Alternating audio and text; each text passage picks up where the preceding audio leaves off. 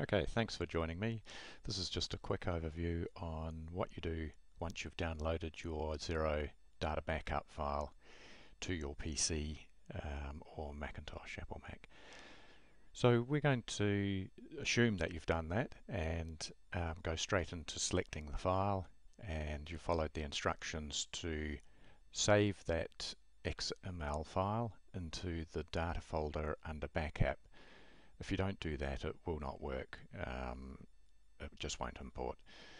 So if you're getting strange results, just check where you're putting that backup file. So this is our backup file here. It's only 1 meg, so it's quite small to make this nice and fast for the demo.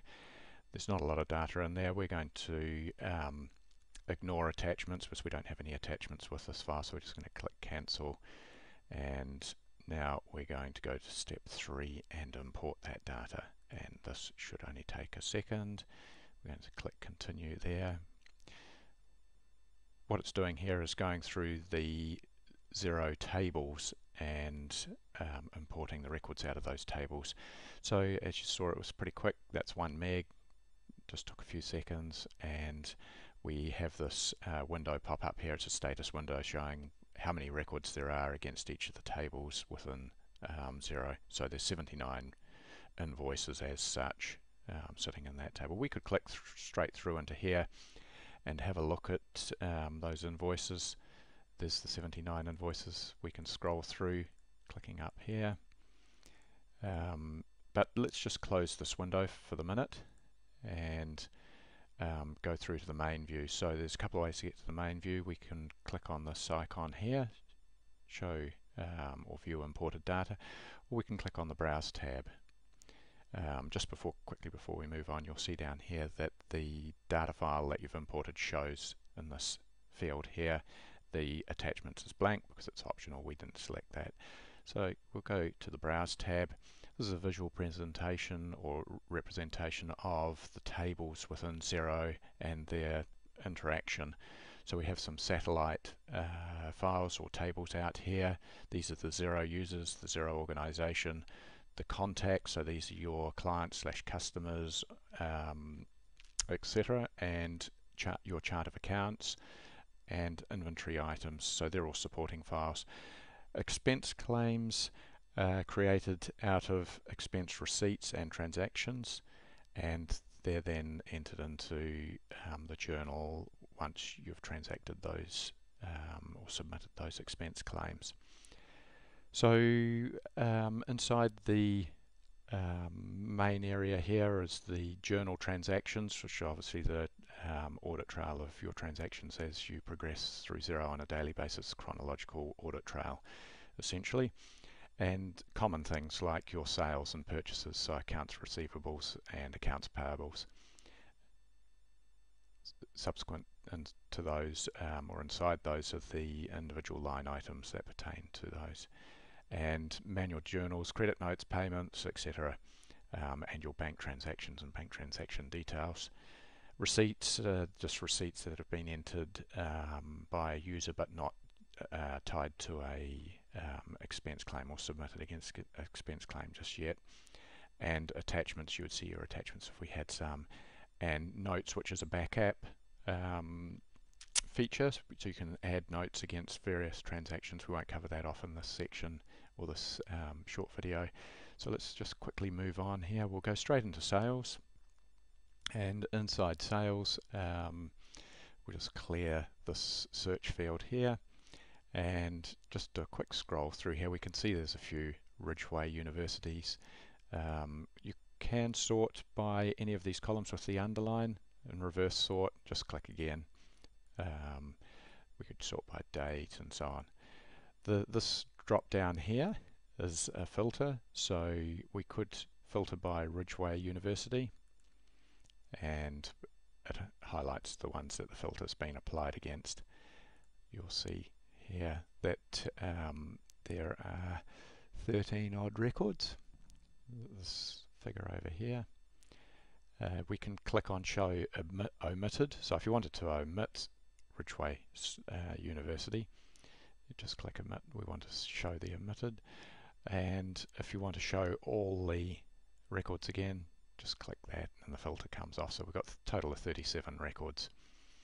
The search field here, we can do a global search across all these fields that have changed to red. So let's have a look. Bayside Club, let's just put in club. So it's a loose search, wildcard search, and it's found one record in here. We can now click on that record and have a look at the contents of this receivable. So yeah, this is a sales invoice, and have a look at the various bits of information around that receivable. So we can see 2 line items in here, and we can drill down into those line items with more details.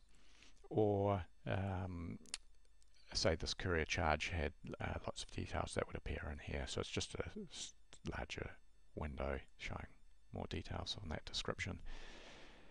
Okay, moving along, we'll just close this window and show you a quick shortcut. This button here, when you're in list view, this is the list view that we're looking at the moment, the black background, and you'll see that there are various shortcuts to those tables that we saw in the other view, which is this one here. This home view will always take you back to here. So just click back in here and we'll go into, let's have a look, let's go into journals and have a look at the journal entries and the filters that you can apply in here. At the moment there's some filters applied. We'll just clear all those, remove confusion.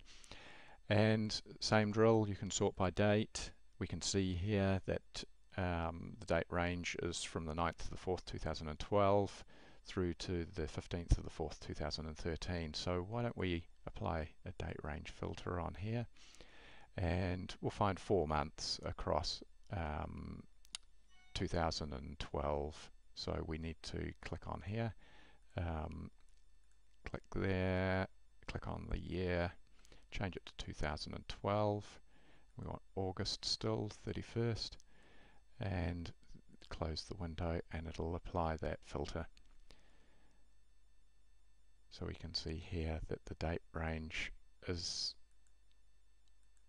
restrained by those by the criteria that we put in here.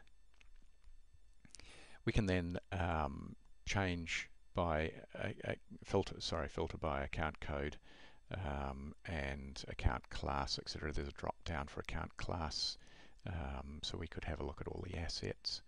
Close that, and it filters as you go. So the more filters you apply, the more restricted your data comes, and you potentially find what you're after.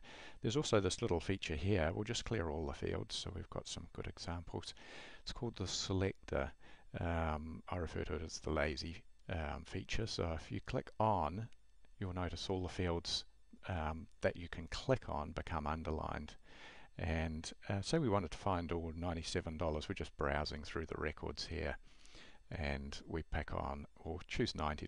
There's a couple here straight away, so we'll click on that, and it immediately puts the filter of $90 in the amount for you.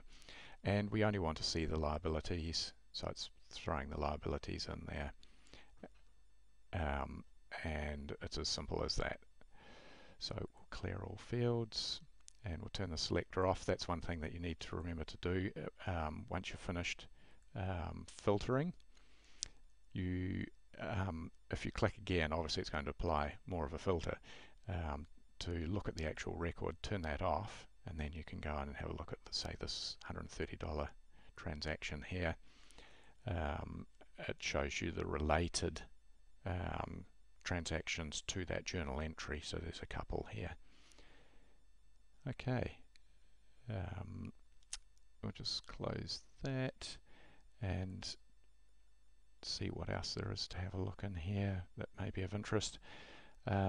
Expense claims are always a good one, trying to find an expense claim for a particular item, so whether you've submitted it or not. So you could go right down to transaction details.